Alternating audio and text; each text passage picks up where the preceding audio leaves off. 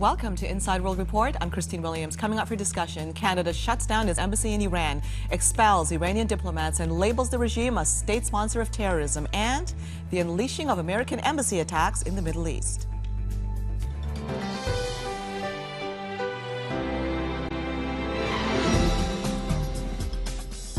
Joining us today, Dr. Salim Mansour, a political science professor at the University of Western Ontario, a columnist, and author of the book, Delectable Lie, A Liberal Repudiation of Multiculturalism. He was also featured on the documentary Obsession, Radical Islam's War Against the West. Dr. Mansour, it's a privilege to have you with us. Thank you so much for inviting me. The first issue that we're addressing today, it's extremely controversial. It concerns the shutting down of the Canadian embassy in Iran and expelling the Iranian diplomats here. As you know, the news has been buzzing over this. And there are those out there that are saying that that Canada, as a result of that decision, in fact, many Iranians are saying this, is a racist government. Now, on the other hand, there are a lot of Iranian dissidents that are very pleased with that discussion. So we're looking at both sides of that very equation today to determine some balance to this. But before we go on and hear what Dr. Salim Mansour has to say, first we have a clip to show you of John Barrett, Foreign Affairs Minister. Take a look. Canada has closed its embassy in Iran, effective immediately, and declared persona non grata all remaining Iranian diplomats in Ottawa. Canada's position on this regime is very well known. Canada views the government of Iran as the most significant threat to global peace and security in the world today. The Iranian regime is providing increasing military assistance to the Assad regime. It refuses to comply with United Nations resolutions pertaining to its nuclear program. It routinely threatens the existence of the State of Israel and engages in racist, anti-Semitic rhetoric and incitement to genocide. It is among the world's worst violators of human rights, and it shelters and materially supports terrorist groups. The government of Canada is formally listing Iran today as a state sponsor of terrorism under the Justice for Victims of Terrorism Act.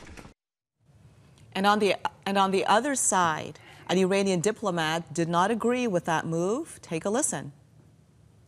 Well, I think it is totally baseless.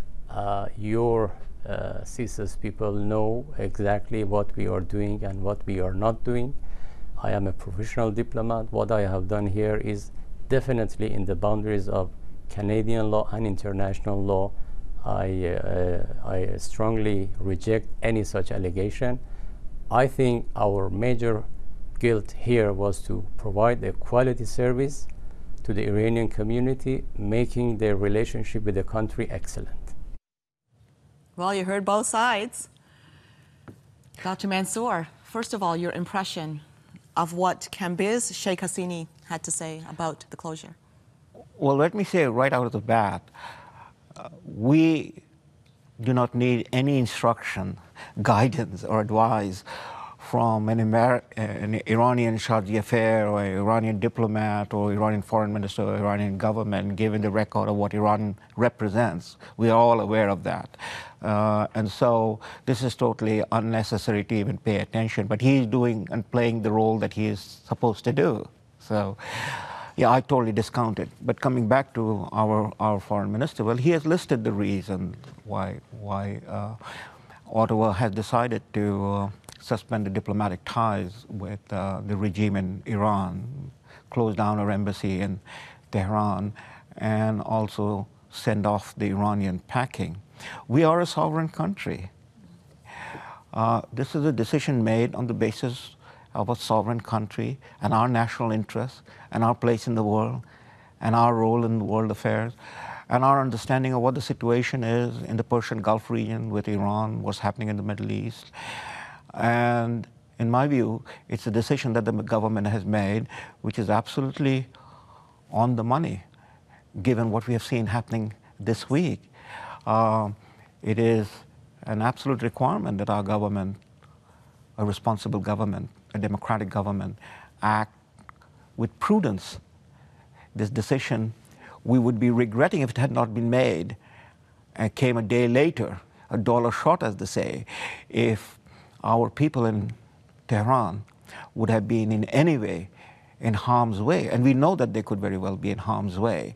And then we would be talking a different language, that having known the facts, having known what could have happened, what might have happened, having seen the pattern of Iranian behavior, not over the last 1 year, but over the last 30 years, since 1979.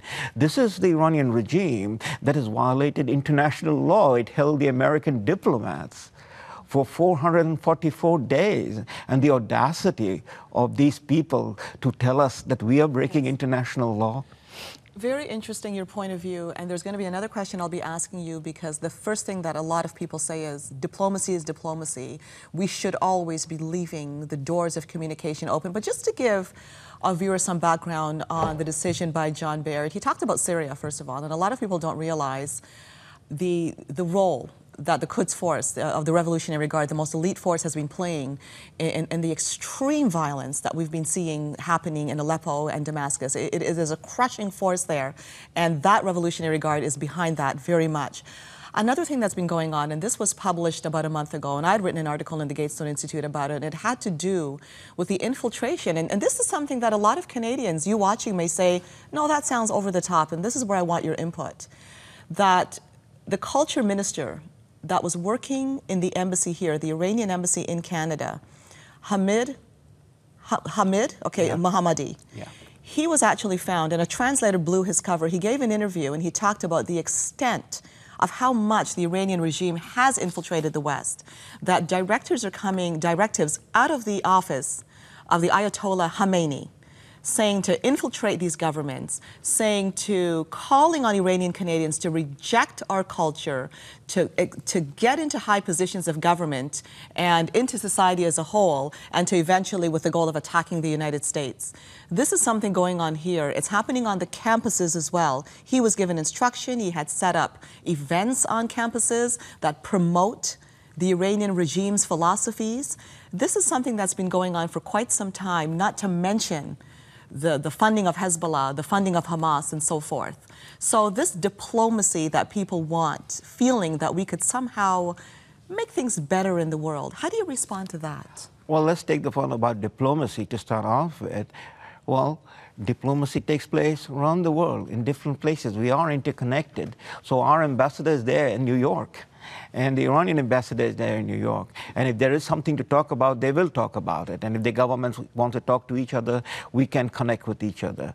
The fact of the matter is that we pulled out our people from Iran. We closed the embassy and that is also a symbolic fact. We've said we do not want one-to-one relationship for the reasons that our government has set forth. And the reasons are, as you have indicated, there is a concern about a long history of terrorism, support for terrorism. Iran is one of the countries in the region that is the nexus and the cradle of Islamic terrorism. This is not happening since 9/11. It goes even way back. In the case of Iran, it goes back to the revolution. The Iranian state, the Iranian regime, has this view that its revolutionary ideas represented in terms of Khomeiniism and its view of Islam is something to be exported. And it sees the Iranian people as instruments, wherever they are, to reflect upon the regime's position back in Iran. So what you have just now indicated is consistent with the pattern of behavior that has gone on. We have known that Iranian embassy officials and Iranian diplomats and people of Iranian origin in different places, in different parts of the world, have been instrument of the Iranian regime. We saw terrorist activity in Latin America. We have seen Iranian fingerprints in the Israeli diplomacy, the office of the Israeli embassy that was blown up in Buenos Aires, in Argentina. So the reach is international. They have been active in Europe. So given that, and given its contemporary and current role in Iran, and given the fact of the matter that we have a history, a difficult history with Iran since 1979, we have been a target of Iran in that sense. And Canadians, whether they are of Iranian origin or non-Iranian origins, have been targets when they have been traveling to Iran or elsewhere. But our embassy played an instrumental role in getting out the American who took shelter in our embassy in 1979 when Yes. most of the American diplomatic staff was held hostage, and our embassy played the role. So we have been a target, you know, in this quote-unquote idea of the Iranian regime that they are at war with the infidel West, the crusading West. I mean, these are the language of their founder, Ayatollah And no matter what you Khomeini. do, you're going to keep no that matter language. what you And do, that's what Canadians that's the need to satanic. understand. This is the satanic West. This is what Khomeini labeled the West, and we, Canada, are part of it. There seems to be this idea of political correctness in this country. In fact, you wrote a book, Delectable Lie, A Liberal Repudiation of Multiculturalism, and the message is very clear that cultures are not equal, first of all, and that there are loopholes within our system that's being used. We pride ourselves on dialogue, getting along with other people and so forth. And we seem to be under the impression that if we keep people happy, if we dialogue with them, if there could be peace between us, so that when we take a stand, it somehow is anti-peace and it's encouraging war, particularly in Canada, known as the peacekeepers. Your response to that? Well, I mean, since you raised my book, and we have talked about or written about this extensively, and I've been writing about this for quite some time, one of the huge problems from my perspective about multiculturalism, we are an immigrant country, as is the United States, as is many of the West European advanced liberal democracies. So we are an immigrant country, but what multiculturalism raises the issue and has, in a sense, institutionalized it, we immigrants, I'm an immigrant, just as you are an immigrant in Canada, do we carry multiple identities and therefore multiple loyalties? You know, we have allowed that to happen. And so that's where the penetration has come in. You know, are the Iranians in Canada, their loyalty, their identity, their attachment, first and foremost, since they are in Canada, they've chosen to be, out of their own free will to be Canada and take Canadian citizenship, are they loyalty to Canada, or are they loyalty or their attachment to Iran? Well, multiculturalism talks about it in a cultural sense that, you know, we carry different identities and we have different perspectives. So, you know, Iranian culture, there's no problem, or Indian culture or Chinese culture. But beneath is the question of, you know, who do we stand for or defend when the matter becomes difficult, as it has become difficult in our relationship with Iran over the last so many years. Now, Dr. Mansour, what you're saying is very ominous, because this is exactly what we're faced with here. That directive that's coming out of the Ayatollah Khomeini's office to Iranians living in Canada, Absolutely, to be loyal to the Iranian regime, to reject Canadian culture, and to infiltrate. This is very critical, what we're saying here. Now, we're forced to go for a break now, but when we come back, we're continuing along the same grain, because we're talking about the attack of the U.S. embassies that we're seeing in various areas of the Middle East. It's being blamed on a film that was produced in the United States. Is it really about that? We'll be back after this. Don't go away.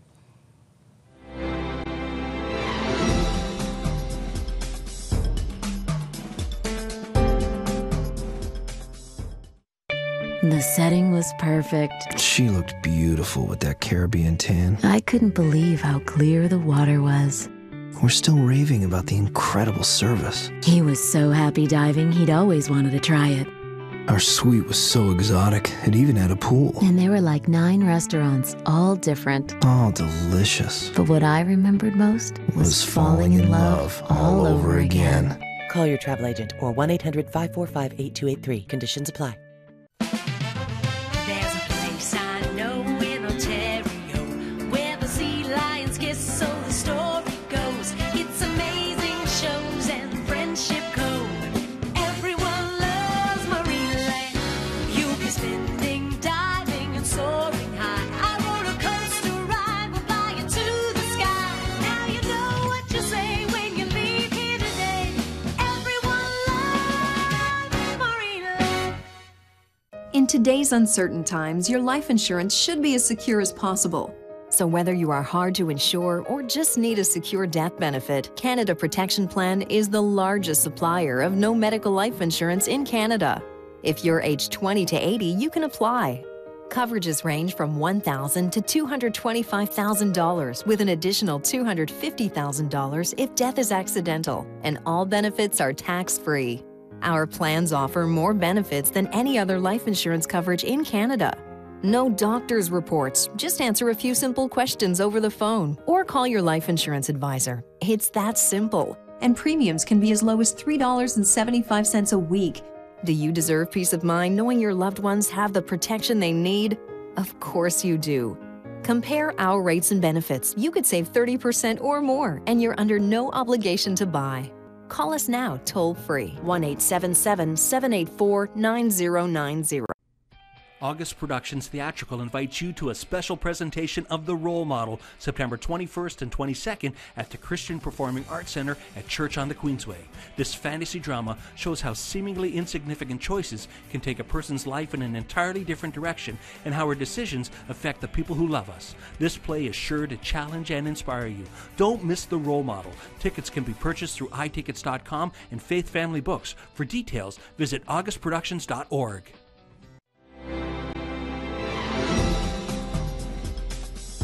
Welcome back to Inside World Report. I'm Christine Williams. My guest today, Dr. Salim Mansour. Now, the next subject that we're going on to cover now, very similar to part one of our program.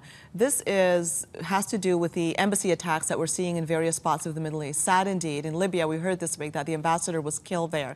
An ambassador who had devoted himself to building that country to the point that it is today when Gaddafi was thrown out. We saw attacks that also happened on the embassy in Egypt.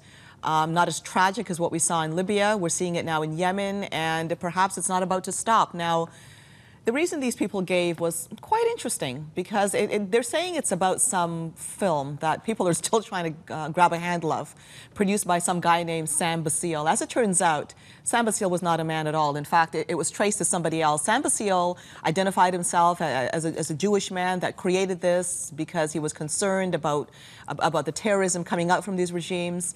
Well, a Christian Copt has come forth now and said that it was actually him that did it, and there was an alias that was traced back to Sam Basile. The thing that we're hearing, though, Salim, is that this film is some amateur thing and that it was really used as an excuse that perhaps the attacks were planned. It happened on 9/11, and we wonder, really, is it to do with this film? Do you believe that? No, certainly not. I mean, well, look, I mean, as you say, amateurish. It's so silly, so amateurish. I don't think 5 people in North America have seen it, supposedly, you know, yes. I assume. And it moves an entire continent into a mass upheaval, and to make a connection that it is this film that has moved an entire continent to an upheaval from Cairo to Morocco, with the tragedy of an ambassador killed, a U.S. ambassador killed. There have been only 2 ambassadors killed in modern history, and both of them have happened in a Muslim country. The first one was Adolph Dubs in Afghanistan in 1979, and now Ambassador Chris Stevens in Benghazi in Libya, another Muslim country.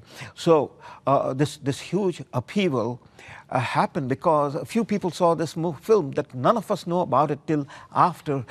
Yes. And so what it suggests to me is this is a coordinated campaign that is going on. The so-called Arab Spring that began is affirming itself. What we saw as Arab Spring and was sold as Arab Spring is an overthrowing of this dictatorship and coming of democracy. There is no coming of democracy. It is shaping a one dictatorship and being overthrown by another set of dictatorship in the name of democracy coming into power, the Muslim Brotherhood, and all the various allied organizations. And it was carefully planned from the start. It is absolutely carefully planned. This is a war that is going on, and we in the West, and our leadership in the West, want to be ostrich.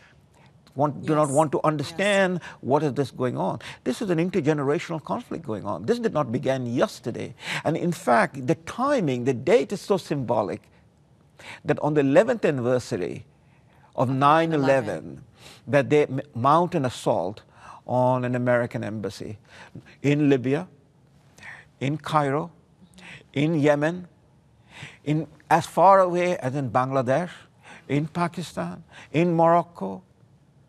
To imagine that all of these people saw something that none of us knew existed till after the fact. Salim, there's something that troubles me, and suppose this film, and I think it's important to say hypothetically because there's a principle I'm getting to. Suppose this film was actually a legitimate production. When I say legitimate, I'm talking not some little amateur thing, but a big production, even like Fitna, bigger than that maybe, produced the Danish film. Suppose it was something that was very offensive to Islam. In my opinion here, and I want to hear your feedback, we live in a democratic nation, we have freedoms. There's a huge difference between what's morally reprehensible, like Terry Jones' burning of the Quran, morally reprehensible versus a constitutional right. We have the Obama administration that apologized profusely for what happened with Terry Jones, and I understand the apology in terms of being morally reprehensible. But in terms of a constitutional right, I see the two entirely different. I mean, look at that film that was made, that play, The Last Temptations of Christ, where he was presented as a homosexual. Reprehensible. But to have a global outrage of killing people, your feedback on this? It's organized. It goes all the way back to the fatwa of Salman Rushdie. Again, yes. Iran. Yes. You know, if you connect the dot.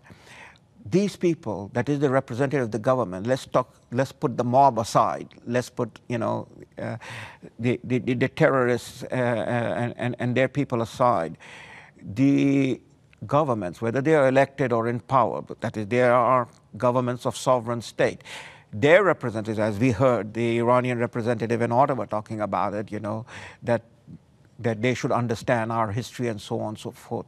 This constant barrage that the West should understand and be sensitive to the values of the Arab Muslim world.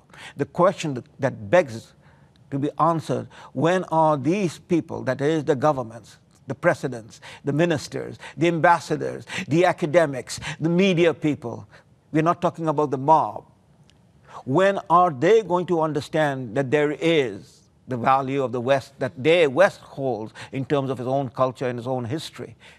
It cannot be just one-sided equation. You cannot have a dialogue. These people talk about dialogue. You began with that.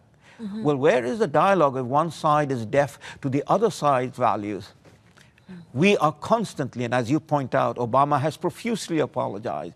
They're constantly doing this. In fact, doing it that is making a mockery about the sovereignty and the value about what Obama should represent when he bows to a Saudi king. No American president is to bow to anybody. George Washington did not bow to the king and queen of England, you know, or when the king and queen of England come to the United States on a state visit.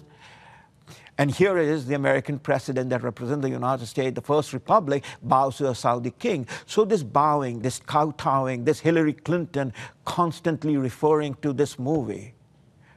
My question, and the question of any reasonable man in the West, is not a question of Muslim, Christian, Hindu, or Buddhist. It's any reasonable man in the West who values the freedom and democracy that we understand what the West represents. When are these people going to understand it too? You know, Salim, we have to go for a break, but I'll tell you something about Dr. Salim Mansour. I've heard many people say, well, where are the moderate voices out there? Why aren't they speaking out? Well, Salim Mansour is one of those strong voices that's been speaking out for some time, and there are others. There are others that we need to support when it comes to them speaking out on behalf of our nation. We're going to go for a break. We'll be back after this. Don't go away.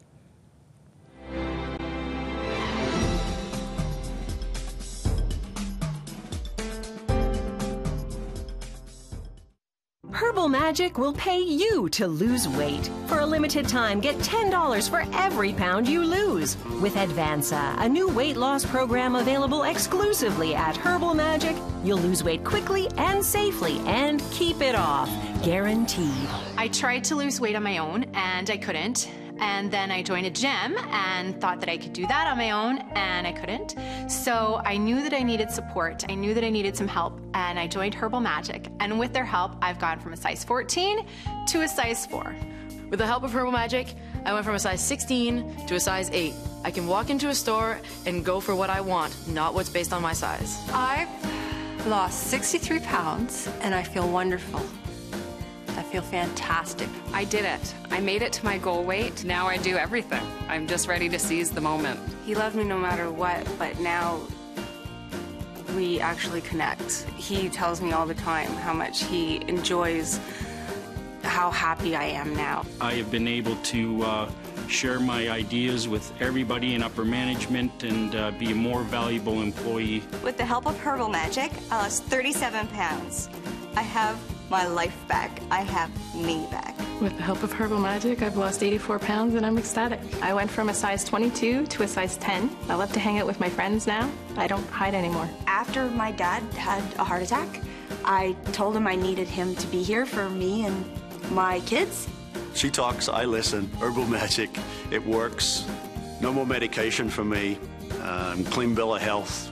And I owe it all to Kim and Herbal Magic. Herbal Magic has helped over 500,000 Canadians, and we can help you too. With Advanza, you'll lose weight quickly and safely and keep it off. For a limited time, get $10 for every pound you lose. That's right, $10 per pound. Lose weight guaranteed.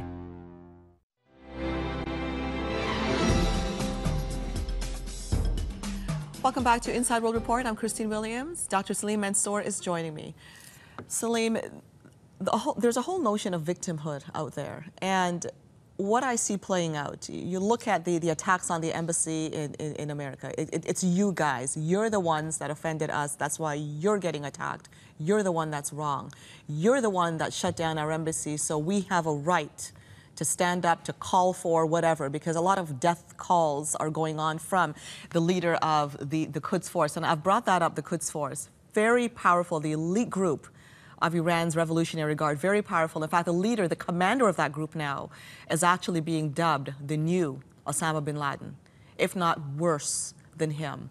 There's something that Westerners aren't getting here, because what I see happening here is that the victim is being called the accuser here. Well, in a general sense, if everybody's a victim, nobody's a victim. So, I mean, we can quickly get rid of that idea. But if you're going to play history, then, you know, the question is, at what point in time, whose history we are looking at? Yes. So if there is a victim, United States was a victim. It was held for 444 days. Its hostages were held. Canadian Iranians have been prosecuted, persecuted, oppressed, and murdered. The case of Zahra Khazemani shrieks loudly for anybody serious enough to understand what happened to this woman who is a Canadian of Iranian origin and was ultimately killed. And before she was killed, worse things were done to her. So again, victim in whose eyes?